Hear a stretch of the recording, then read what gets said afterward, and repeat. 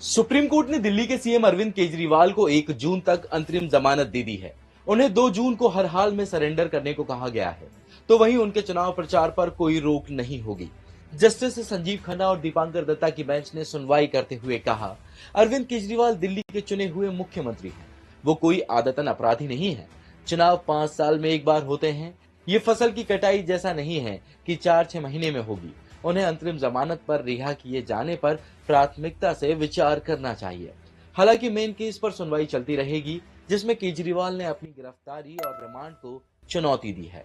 आज जानेंगे आखिर केजरीवाल को अंतरिम जमानत कैसे मिली, ये क्या होती है, क्या उन्हें चुनाव के बाद जेल जाना वापस पड़ सकता है, अरविंद केजरीवाल को बिना मांगे जमानत कैसे मिली, पहले ये जानते हैं। ईडी ने शराब नीति केस में केजरीवाल को 21 मार्च को अरेस्ट किया था।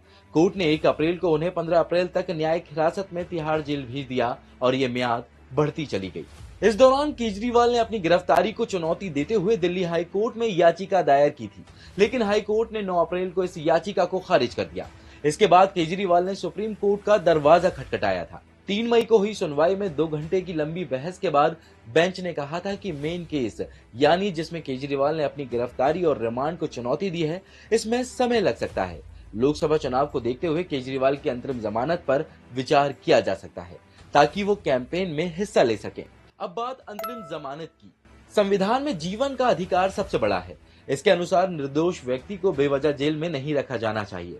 इसलिए गिरफ्तार व्यक्ति को जमानत में रिहा करने के लिए सीआरपीसी की धारा 437 और 439 में कानूनी प्रावधान है। भारतीय दंड संहिता के मुताबिक किसी आरोपी या दोषी को 3 तरह से जमानत दी जा सकती है।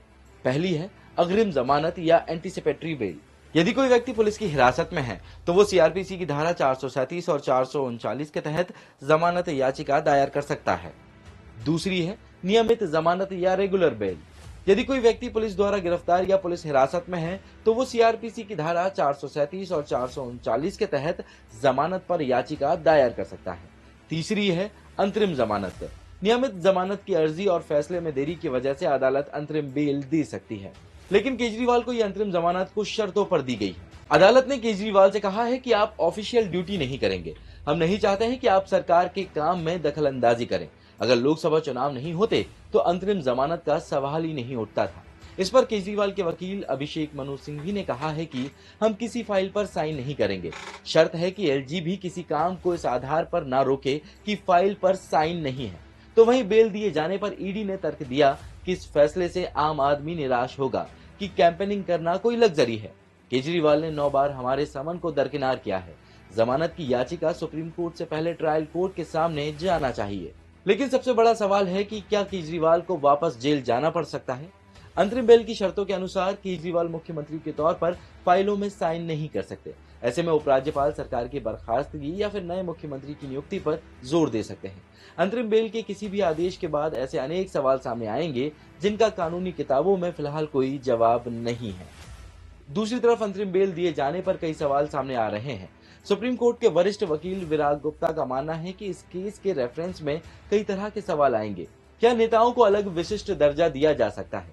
क्या पार्टी उम्मीदवारों के पक्ष में चुनाव प्रचार के लिए अंतरिम बेल मिल सकती है? फिलहाल केजरीवाल को दिल्ली शराब नीति मामले में गिरफ्तार किया गया था। इस मामले में पार्टी के नेता और दिल्ली के डिप्टी सीएम मनीष सिसोदिया भी जेल में हैं।